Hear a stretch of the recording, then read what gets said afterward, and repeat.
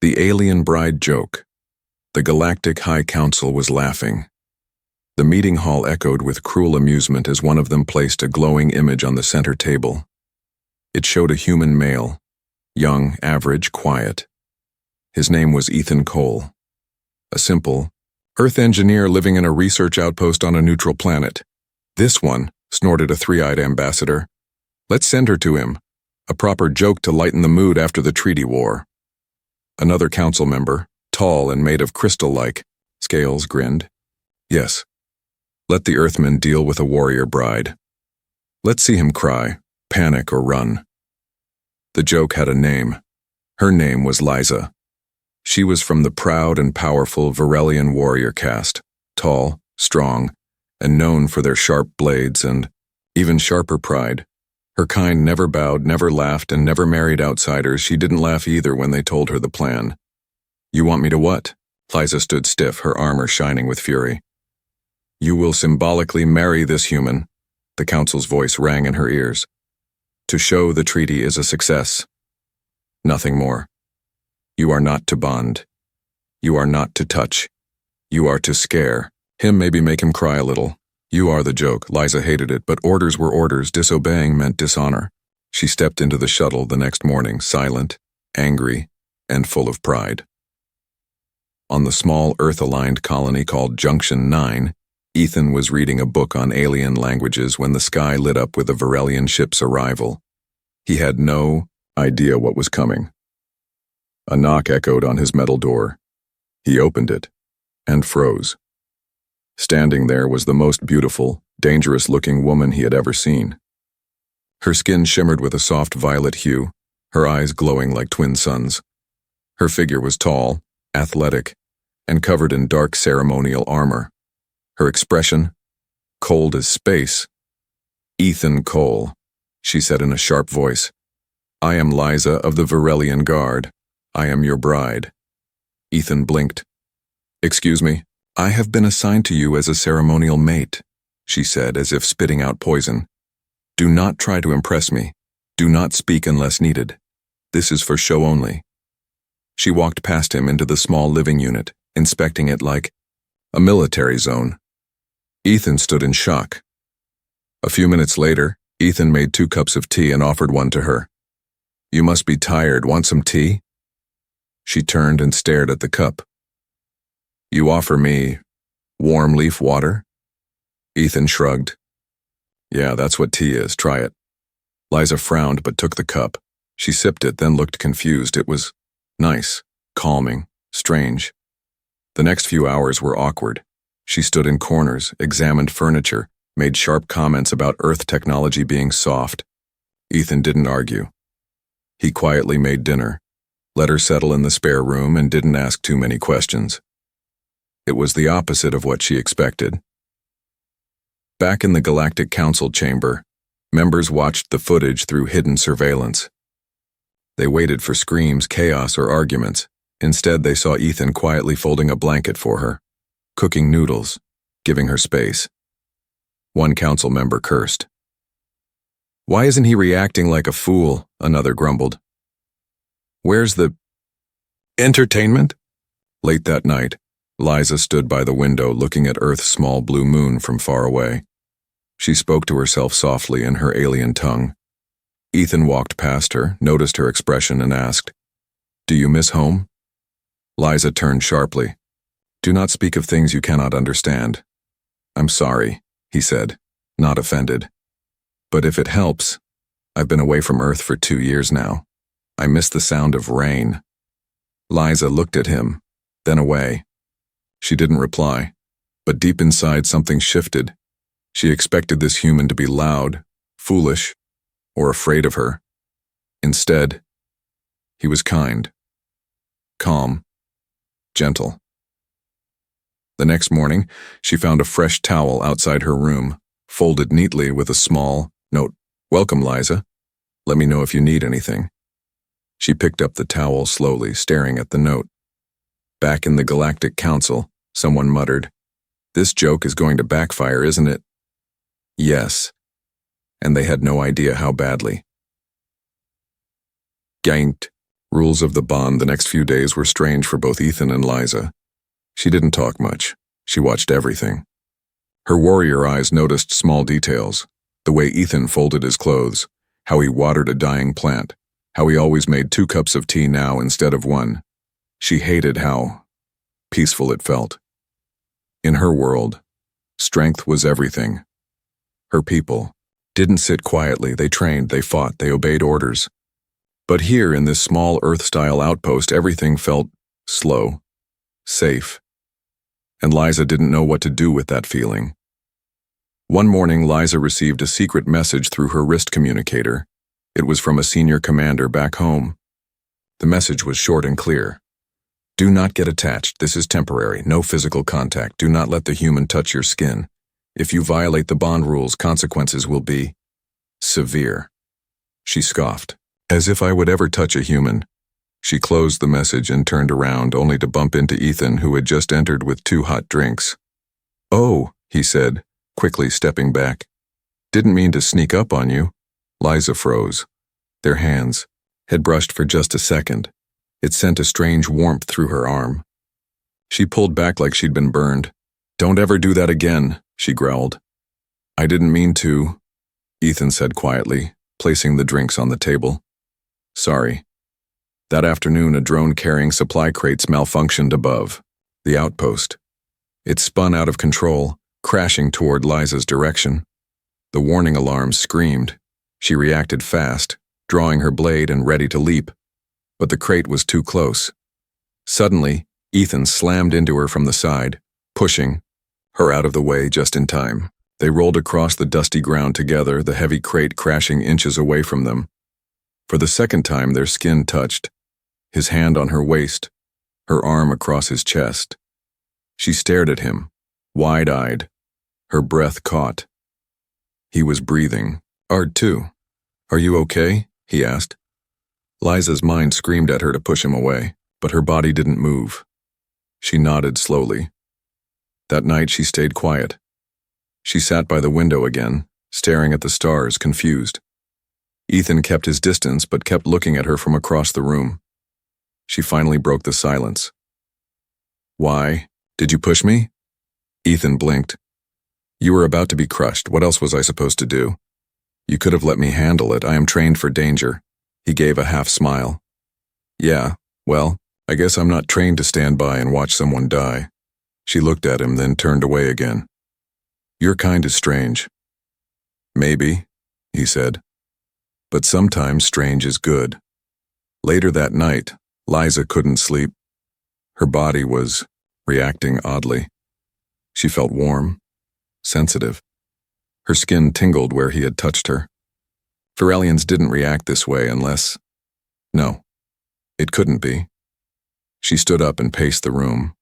Then she opened her communicator and scanned her vitals. What she saw made her freeze. Her body had begun a biological sync, a rare and sacred condition that only happened when a Virelian formed a deep emotional or physical connection with a compatible mate. It was something that took years among her people. Sometimes never, and it had started now. After only days. She dropped the scanner, her heart racing. What's happening to me? The next morning she acted cold, distant. She avoided Ethan, refused his tea, spoke only in short, clipped words. He noticed. At lunch, he finally asked, Did I do something wrong? She didn't answer. Is it because I touched you? I didn't mean to. I was just trying to help. Still silence. Ethan sighed and turned away. But before he could leave, Liza whispered something. So soft even she wasn't sure she meant to say it. Thank you. He turned. What? She looked up. You saved me. No one's ever done that before. Not without orders. He smiled gently. You don't need to thank me for that. But Liza wasn't smiling. In her mind, alarms were ringing. Rules were breaking. Her body was changing. And for the first time in her proud warrior life, she was afraid. The unexpected night it started with the wind. Not a normal wind. This one howled like a wild beast, shaking the windows and making the metal walls groan. The colony's weather system had predicted a quiet evening, but something had changed. Sudden storm rolled over Junction 9, violent, electric, and unexpected. Lightning danced in the sky, followed by a deep rumble that seemed to come from under the earth. Inside the outpost, Ethan tightened the emergency seals. Outside, dust swirled in red and gold clouds. This wasn't a natural storm. It was alien in nature. "Liza, stay inside," he said, sealing the last hatch, but she was already standing by the window staring at the sky with her fists clenched. Her eyes were wide. Afraid, Ethan noticed. "Hey, are you okay?" "I've seen storms like this before," she whispered. "When I was a child. One destroyed my entire training base. I barely made it out alive." He stepped closer. Then, "You know, this one's different. It's safer in here." She didn't move, but her body was shaking. She was trying to hide it, but Ethan could tell. Suddenly, the power went out. Total darkness. And then, a single scream outside. They both froze. A colony worker had been caught in the open. The scream was sharp, then silence. "Stay here," Ethan said quickly, grabbing a flashlight and heading for the door. "No!" Liza grabbed his arm without thinking. "You'll be killed." He paused. "If someone's out there, I have to help." Liza's grip tightened. "Don't leave me." The words surprised them both. Ethan gently lowered the flashlight. "Okay, we'll stay together." In the dark room, the only light came from a small emergency glow panel in the corner. The wind roared louder. Ethan lit a small thermal lamp and set it in the middle of the room. The silence between them felt heavier than the storm. She was sitting cross-legged now, armor set aside, wearing a simple soft inner suit that covered her from neck to toe. She looked less like a warrior, more like a person. Vulnerable. Quiet. "Liza," Ethan said softly, "you don't have to be afraid with me here." "I'm not afraid of the storm," she replied. "I'm afraid of what's happening inside me."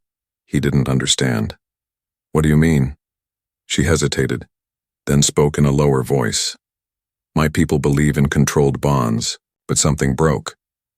When you touched me, saved me, something inside me responded. I can't stop it now." Ethan sat beside her, keeping a respectful distance. Maybe it's not something bad. Maybe it's something new." Liza turned toward him slowly. Her face was calm, but her eyes were stormy. "Do you understand what it means to bond with a Varelian?" "No. But I'm willing to learn." For a moment, she didn't say anything. Then she did something Ethan never expected. She reached forward slowly and took his hand. Her skin was warmer now, softer than he expected. The moment their fingers touched, a soft light glowed from her chest, her heart node reacting to emotional connection. Her people called it Kareth, the living signal of the soul's choice. Ethan looked at the light, eyes wide. "What is that?" Liza's voice was soft. "It means I can no longer deny the bond." And then came the final trigger. A sudden shockwave from the storm outside shattered a glass panel, throwing wind and sand into the room. Liza instinctively pushed Ethan to the ground, shielding him with her body. They lay there close, his arms around her waist, her face against his neck. For a second, the storm disappeared. Nothing else existed, just warmth, breath, connection. The storm passed by morning. When the light returned, so did the silence. Liza sat alone near the window again. Ethan made breakfast quietly. Neither said much, but something had clearly changed. Her eyes followed him everywhere. Her tone, when she finally spoke, was gentler. "You don't look like a warrior, Ethan Cole. But last night, you made me feel safe. And you made me feel alive," he said, smiling. She didn't smile back, but her heart node glowed faintly again.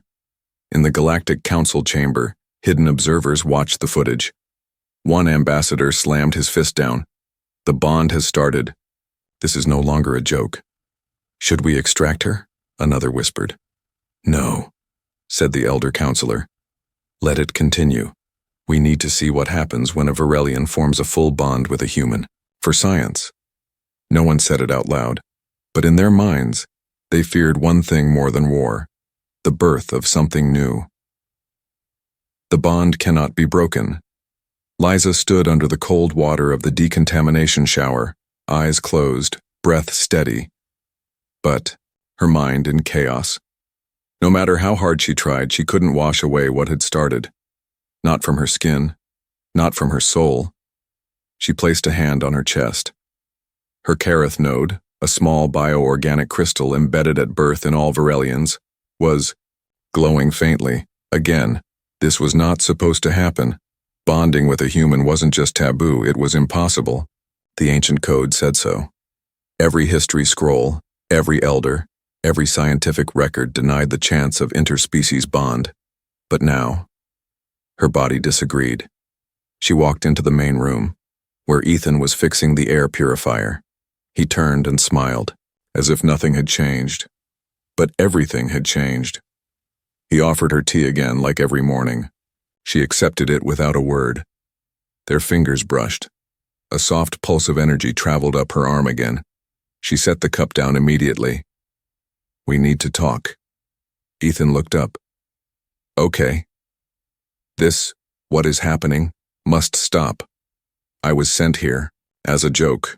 You were never meant to matter. But now something's wrong, I'm changing, and I think, or you are too. He sat down, serious now. Liza, I don't care what their plan was. I only know what I feel. And I feel like this bond, whatever, it is not a mistake. She stared at him. You don't even understand what it could mean. Then teach me, he said, or run. But don't lie to yourself. Her lip twitched. Just a little. You're braver than I thought, human. Later that day, Liza accessed the restricted Varelian medical file hidden deep in her wrist device. She input her DNA scan and Ethan's from the night he saved her. The device buzzed. Then it displayed a warning. Biological fusion, 4% sync. Compatibility, rare. Growth pattern, unstable. Potential outcome, hybrid formation. She dropped the device. No, this wasn't just a bond forming. This was life. A new life. Her hands trembled. It's already begun. At the same time, on the Galactic Council's observation ship orbiting above Junction 9, the scientists monitoring her readings panicked. She's entering second-stage bonding, one shouted. That shouldn't be possible without a completed ritual, another added. An elder stepped forward. Begin the override, detain the subject, extract the human if necessary. This must not be allowed to continue. A message was sent directly to Liza's neural implant. It came as a sharp pain behind her eyes. She dropped to her knees, clutching her head. The implant inside her skull was activating, an ancient failsafe built into every warrior. It was meant to reset her emotions, to kill the bond, to erase Ethan from her. Ethan ran in and caught her before she collapsed. Liza, what's happening? She gasped. They're trying to cut the bond remotely. I'll stop them, he shouted. You can't, she whispered. Only I can resist it. I have to choose. And then her body glowed. Kareth. Node flaring, fighting the signal. Inside her mind, she was pulled into a white space, alone floating. A voice echoed, You have broken the code. You will be purged. But another voice answered, one that sounded like her younger self. I'm not afraid. I choose him. Light exploded from her heart. Her body convulsed once, then stilled. The pain stopped. The override failed. The council was silent. The elder watched the screen, eyes narrowed. She overpowered the command. No Varelian has ever done that. Her Kareth node. It's rewriting itself. Impossible. But it wasn't. Liza was becoming something new. When she woke, Ethan was still holding her. His shirt was stained, with dust and sweat, but his arms were strong and steady. You didn't let go. she whispered. I never will, he said. She sat up, touched her stomach, and for the first time smiled. They won't stop now, she said. They'll come for both of us. Then let them, he replied. We'll face them together.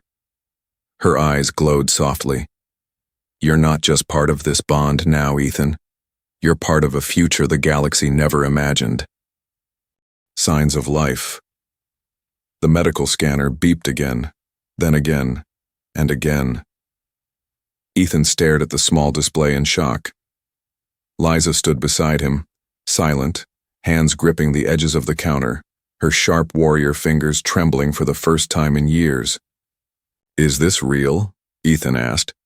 The human doctor looked nervous. I triple-checked the results. He turned the screen toward them. Fetal life detected, heartbeat confirmed. 128 BPM species, unknown hybrid, human virelian development. Accelerated. Liza's breath caught in her throat. Her body swayed. The doctor quickly added, She's healthy, stable, but I've never seen anything like this. The baby, it's not just growing, it's adapting. Adapting? Ethan asked. The doctor nodded. It's evolving, fast, as if it was designed for survival in both species. Silence filled the room like a storm cloud ready to burst.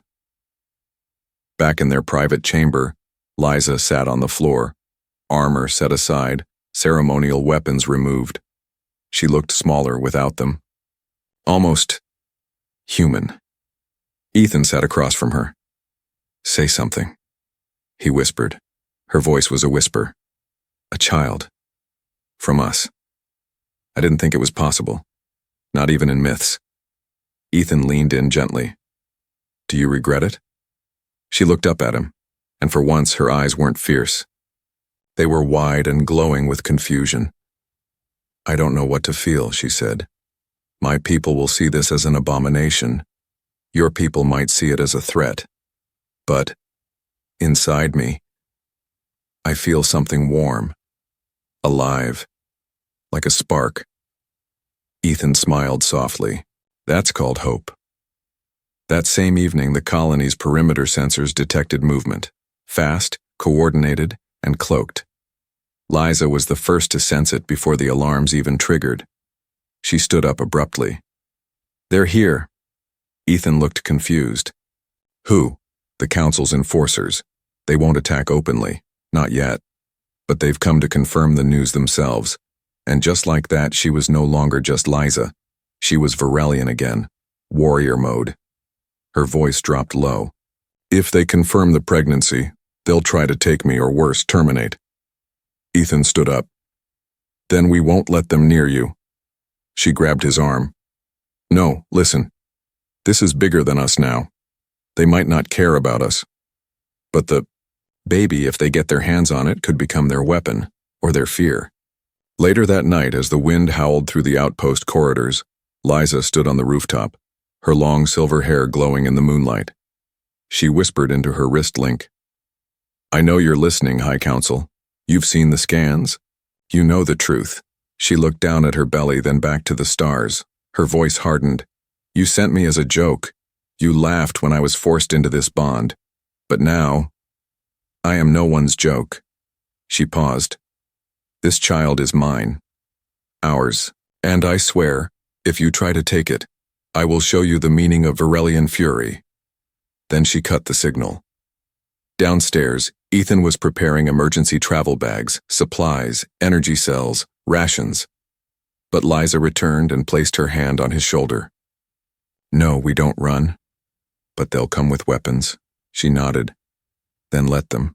If they want this child, they'll have to go through both of us. Suddenly the power flickered. The lights dimmed, and every communication screen across the colony activated on its own. A council symbol appeared, then a cold voice echoed. Virelian Commander Liza, surrender yourself immediately. You are in violation of Code 7.4, unauthorized cross-species genetic event. Turn over the life form. Ethan's fists clenched. They're calling our baby a life form? Liza's eyes glowed with fury. They're afraid. They always feared something like this would happen. A bridge between species. A child who could unite or destroy. She turned to the screen and calmly said, "Come take me then. Let's see who survives." Inside her womb, the unborn child reacted. Its tiny heart beat stronger. Its cells shimmered with unknown energy, something never before seen by humans or aliens. The child wasn't afraid. It was waiting. Returned to her world, the ship descended slowly, its hull humming with soft power as it pierced through thick violet clouds. Ethan stood at the window, stunned by the view. Below was Virelia, the homeworld of Liza's people, a place no human had ever stepped foot on willingly. Crimson rivers cut through black mountains. Giant, flower-like towers bloomed across the cities. Flying beasts roared past like living ships. The sky burned orange. "This is your home?" Ethan whispered. Liza stood beside him, hand gently resting on her growing belly. "Yes," she said, "and we are returning not as prisoners, but as a warning." The council had offered a fake truce. Return voluntarily. Stand before the elders. Let us examine the child. But Liza knew better. This was not a welcome. It was a test. If she showed weakness, they would take her child. If she showed strength, they would try to destroy it. As the ship landed, dozens of armored Virelian guards circled the platform. Their armor gleamed under the twin suns. Their eyes were cold. Ethan stepped forward, but Liza held him back. "Let me speak first." The lead guard approached. "Liza of House Varth, you stand accused of violating sacred law, bonding with a human carrying corrupted life." Liza straightened her back. "I stand here as a warrior, not a criminal. I did not break your law. Your law broke itself the day it feared change." Whispers moved through the soldiers. Some looked shaken, others angry. The guard narrowed his eyes. "Where is the human?" Ethan stepped forward calmly. "Right here." Murmurs exploded. A human male on sacred ground. Unarmed, calm, unheard of. They were escorted, surrounded on all sides, to the Hall of Judgment, a towering chamber made of shimmering crystal and glowing stone. High above them, the council watched from floating thrones. The chief elder, ancient and half-cybernetic, leaned forward. "Liza," he said slowly, "you were given a simple task, symbolic union, but instead, you've carried an abomination back to our soil." Ethan opened his mouth to speak, but Liza gently raised her hand. "No. Let me." She took one step forward. "You call it an abomination, I call it a beginning. For too long you've trained us to fear change. You used me as a joke, and now you fear the punchline." The crowd gasped. "Silence," barked the elder. "This is not about fear. This is about control. Our genetics are pure. Our path is defined. And your offspring is a deviation." Ethan couldn't hold back. "You don't even know what the child is yet, and you already call it a crime?" Another elder spat. "Humans are chaos, soft. Your kind should never have mixed with ours." Liza's voice cut through the tension like a blade. "Then why does this bond exist? Why didn't your ancient laws stop it? My node chose, my body accepted. This child is not a mistake. It is a truth your law cannot deny." Suddenly, without warning, Liza's knees buckled. She cried out in pain and dropped to the floor. "Liza!" Ethan rushed forward. Her skin glowed brightly, too bright. Her Kareth node was flaring violently, reacting to the high-energy field around the council chamber. "She's entering third-stage bond flare," shouted a Virelian medic. "It's triggering early labor." Guards stepped back in fear.